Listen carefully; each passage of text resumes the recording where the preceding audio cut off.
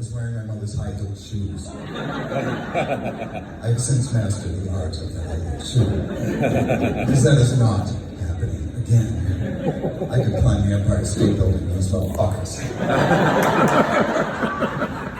I think that was my very first coming out story, albeit horribly executed. My first coming out story, age 2. Because I don't think we have just one coming out story, or at least I don't. I have hundreds of them. Like wearing pink, and asking for a Barbie doll for Christmas. And your favorite book is the Sears catalog. When other kids were watching Sesame Street, I was watching Days of Our Lives. Don't do it, Ryan.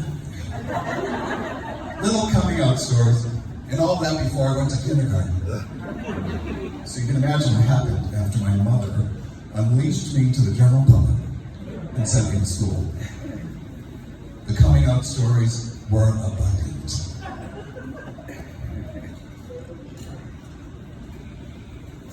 A few years ago, we sold the family home, so we had to go through everything and figure out who was going to get the Hummels, who's going to take that attractive recliner. You know, one that lifts you up like, who wants Dad's clothes? So we're going through everything, and I'm in my parents' bedroom, where my father kept his coveted file cabinet. My father was meticulous about record keeping. So I was going through the file cabinet, and I came across 4 manila envelopes, one for each kid, with our names written on them. Bobby, Peter, Carol, and Michael.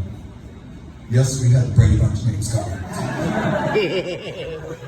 We even have a stepsister named Jan. Or we have a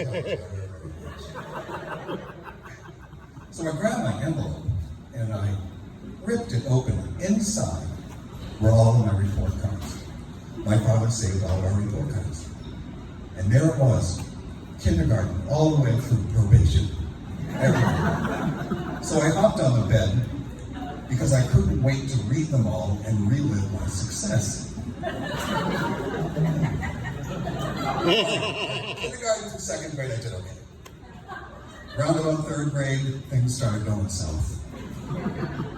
I was reminded that my 3rd grade teacher, Mrs. Bachman, hated me. She hated me. Now, anybody here who's under the age of 50, you probably don't remember or know that back then a report card was a card. It was a paper card. It was handwritten with your name, Michael Maloon, grade 3, Mrs. Bachman, 1969-7. And below that were listed subjects. Social studies, spelling, arithmetic, blah, blah, blah. And there were check marks and plus sign and all of these D-minus-y things all over it. Now, I don't have children, so I don't know if things are done now, but was there a website that you go to get the report card? Is there an app on your phone that is part of it? Somebody texted to you? I feel bad for kids these days. What do they have to do, hack into the server to change their grade? Nobody could turn an F into an A like I could. Dean's Louise is amazing. You know, the other side of the report card was attendance. How many days you were absent, how many days you were tardy, how many days you were dismissed early. This is where I excelled. I guess I couldn't wait to get dressed and go to that show because I didn't miss a day. I'm here, Mrs. Bachman, it's me, Michael Balloon, I'm here!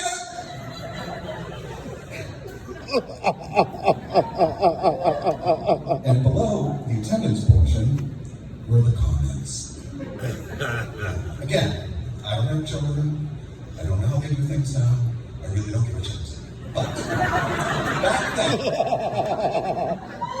back then there were 4 terms, and at the end of each term, you got the report card, and you brought it home in an envelope, and your parents reviewed it, and they praised you, and they rewarded you, or they sent it to your room, and then they signed it, and you brought it back.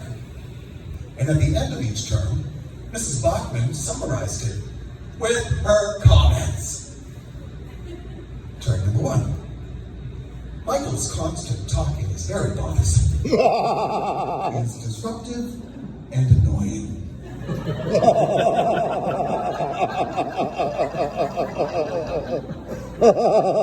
Turn number 2. Michael is terribly dramatic. If I were voting for Class Clown, he'd get my vote. I am not voting for Class Clown, period! And she wrote that in all caps. Back in 1969, long before we knew that meant yelling. Mrs. Bachman was yelling. Turn number 3. Michael is more interested in holding court and entertaining the class than he is doing his work. Evidently, I was Joan Rivers in the 3rd grade. And Mrs. Bachman didn't like that. Term number 4. I'm promoting Michael to the 4th grade. I wish him the best. Mrs. Bachman promoted me to the 4th grade, which was petrified she was going to get stuck with me again. There were probably 100 stories, coming out stories in the 3rd grade alone. And so it went. 4th grade. My 4th grade Christopher Columbus project, I did a poster board, and I insisted that the Nina, the Pinta, and the Santa Maria be done in glitter. 5th grade, 6th grade, 7th grade, I had every Barbra Streisand album by the time I was 12. I hung them on my wall with push pins. Not only was it aesthetically pleasing, but it was easy access. Oh, my man, so... I shared a room with my brother Peter. He loved that.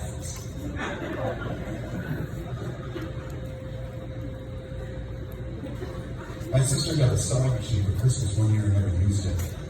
I burned the motor out of it.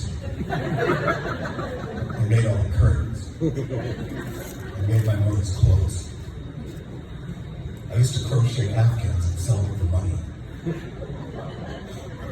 I used to knit these little tiny hats for premature babies and mail them to hospitals. You did! You did! Moisturized, for Christ's sake. Little coming out stories I didn't know I was telling. I was just being me. And I was blessed with loving and supportive parents at a time when it wasn't fashionable to let me be me. You didn't come here to hear all these little coming out stories, or you came out to hear the one, the big one that we all have, right? That big kapow. That moment when the earth stood still, when everybody gasped in shock, when you said it out loud. I'm gay! That's what you want to hear, isn't it? That's what you paid for, and that's what I'll do. My big coming out story. Are you ready? Yeah, no. I was about 17 years old, and my mother sat me down at the kitchen table all serious and shit. No, this can't be good. I have to ask you a question. The gladly heard started pouring. I want you to be honest with me. I want you to tell me the truth. Sweat is pouring out. You know that your father and I love you. Oh my God, don't say that. This is racist. We want nothing but the best for you. Oh my God. She would not stop. Just ask me the question. And she looked at me and said, Michael, do you smoke pot?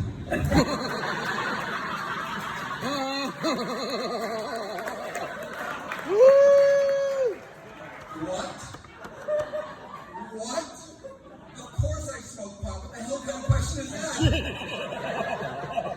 Oh my God. Oh my God. Oh my God. I thought you were going to ask me if I'm gay. She said, Michael, we've known that since you were 2.